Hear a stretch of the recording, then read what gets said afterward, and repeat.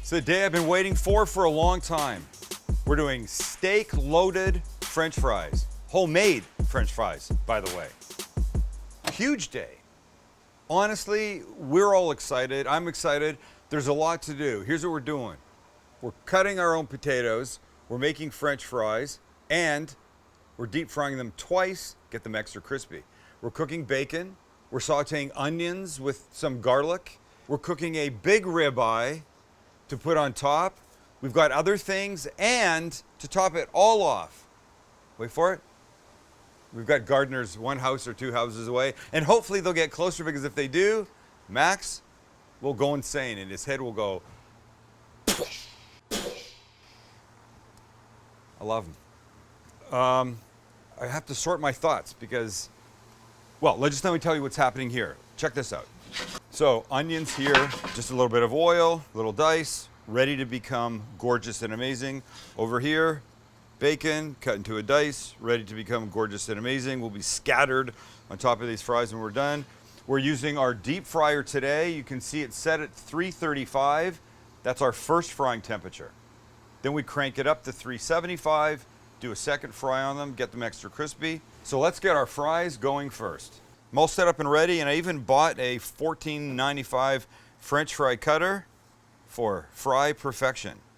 So check this thing out. The potato goes in here and squeezes out there. There was another disc here, blades, that makes fewer but bigger, but I like this one. So here's what we've done. My potatoes are already peeled. You didn't need to see that. And sitting in water, which helps keep them from turning brown, because that's disgusting. So now all we do is we put one inside here, like that, and then we pull back on the trigger, and 49 French fries. Look at that. Perfect French fries. Look, you can do it by hand, but I will tell you the benefit, especially with a $14 piece of equipment, is that you get the same size fries, and that means they cook at the same time. But we have a bunch to do, and you don't want these to brown, so these also go in water. We keep going. We'll stick a link in the notes for this. There we go. So here's what we'll do. We'll do one more, and then we'll get them frying. We'll say, you do need a little strength to get them through. Maybe I just have extra firm potatoes, I have no idea. So now, roll up our sleeve, we reach in, we grab a handful, let as much water drip off as you can, which won't be enough, so then you have to put them on some towels to dry them. Because water and 335-degree oil, regardless of what you might think, do not mix at all. And they will splatter and it'll be ugly. So just get them out in a towel. Try and go single layer. Get a few more. When you've got them laid out nice, then we dry them. And when they're dry, get your basket, put them in, get over to the fryer, in they go. Lovely. Little shake. Let's set 3 minutes. Should start. Put the lid on. We'll prep our steak. So here's what we have. The bag. That's what we have. We have beautiful ribeye. We're going to give it a little shot of avocado oil, both sides. Come on. Kosher salt and pepper. Look, it's fairly thick, so be aggressive. You always say that. My grill is hot. Get up this extra here. Let's throw it on the grill. Nice, and on we go. And I think we've done this before. The key to steak perfection is turning it a lot. We just did a filet with the béarnaise sauce. I did it reverse here. and it gave us a gorgeous, perfect top to bottom, wall to wall pink. That's one way. If you're gonna do it on a grill, you have to turn it. And we're gonna be turning this, I don't know, every 45 seconds or so. That will help us get where we want. And then we'll use an instant read thermometer. Stop that. Stop that. Fuck.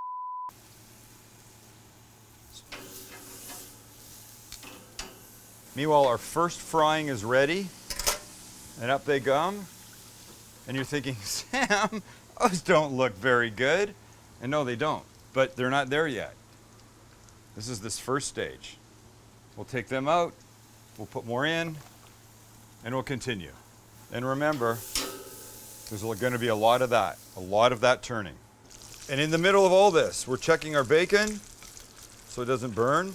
I ignored it a little bit, it's going to be fine. Check our onions.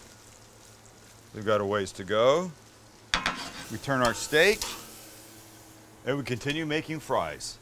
So we've got this new batch we've just cut. We'll throw them in the fryer, get them cooking. Maybe the gardeners will enjoy some. And down. This goes on. 3 minutes. Then there's more drying, more cooking, more steak turning. Bacon's ready, so now we'll take that off. Lovely. And then because we can, I think I'll add a little bit of this bacon grease to the onions and mix. Fries, let's get them out. Still only the first cooking, don't worry. We'll take these guys out.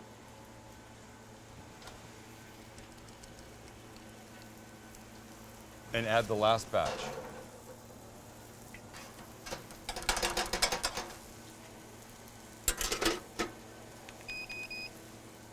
These are getting there, they're not there yet. Want more color on them. And we have garlic to add still near the end. And the thing to remember when you're cooking a steak is that because you're in charge, you can do what you want. And this little piece right here, that little piece is for me. A little bit of crispy fat in there. Salty, unctuous, delicious. All right, the onions getting nicely there. Bacon finished and has come off. The steak is about 10 degrees from being about 130, which is where I want it. And these guys are, this batch is ready to come out. Now we'll turn up the temperature to stop it. Now we'll turn up the temperature to 375, like this. And when it's ready, they go in for the second frying. And that's the one that gets them super crispy. Then we make our loaded fries. Steak's done. It just needs to sit. Doesn't have to be boiling hot. We're not eating it now. We're eating it when all this is ready. And we're almost there with the temperature going up to 375, so we're all gonna be okay. There we are. Okay, now 6 minutes, and they should be beautiful. Give them a little shake. Look, already the color's coming. Oh, come on. Fry perfection? Oh, I don't know, you tell me. We're gonna keep this warm, do one more batch.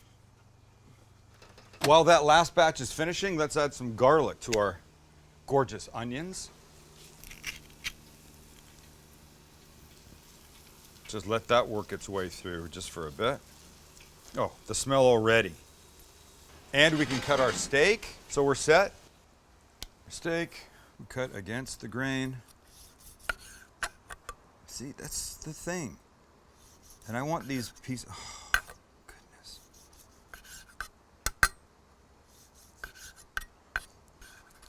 I want these thin pieces. Okay, last batch. And look how crazy that it is. I'm looking at this wondering why are some of them like albino potatoes getting no color? But I did use 2 different batches of russet potatoes, so perhaps that's it. In any case, it's kind of cool. like the United Nations of French fries.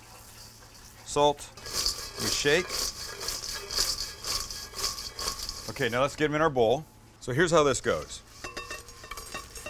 We're gonna load 2 different sets of potatoes in here. First those, and we're gonna add a mixture of cheddar and pepper jack cheese. Here. Nice. Then more fries. One more batch on top. These are the freshest ones and super hot. A little bit more of the cheese. Now this I'm gonna go throw into the broiler with the bacon. Nice.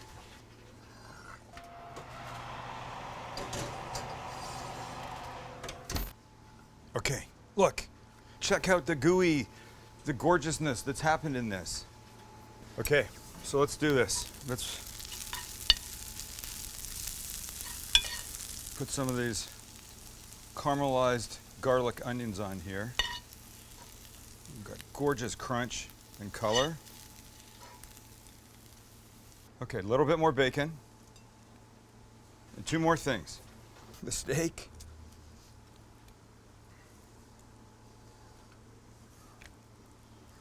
I mean, are you kidding me? Look at this just pull apart, gorgeous, melty, delicious, crazy goodness. Come on, little tiny pieces of fat in here. How can that be a bad thing? I'm almost done. Okay, 2 more things. This is the ranch that we made for the barbecue chicken sandwich that just needs a little, just a little. There's dill, there's green onion, there's parsley. Fabulous. And a little bit more parsley on top. Boom. That is our version of loaded fries. It's ribeye steak, caramelized onion, bacon, homemade ranch, homemade fries. Well, the proper thing to do would be start with the fry, just so we could taste that.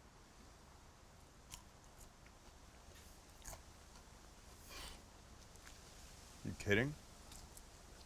3 minutes, first fry at 335, turned up to 375 for another 5.5, 6 minutes, and they're outstanding. So now here's a fry with some of the sauce, those caramelized onions with garlic.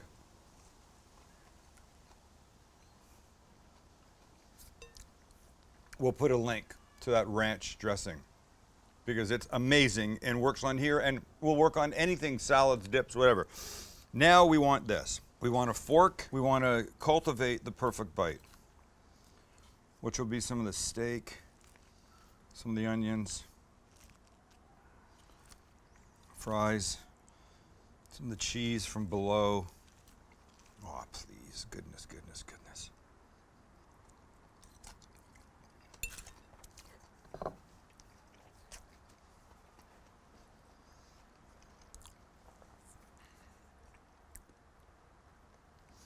The shirt says, "Make America Cook Again." The result of this is making America eat great damn food again. And this, ladies and gentlemen, this is crazy good. I have a towel here. Sorry. So, thanks for hanging out. If you're making a steak tonight, make 2, save the second one, and make this tomorrow. Cook once, eat twice, or 3 times if you make enough of something. Thanks for hanging out. We love the fact that you're here. I'm taking this, I'm going inside.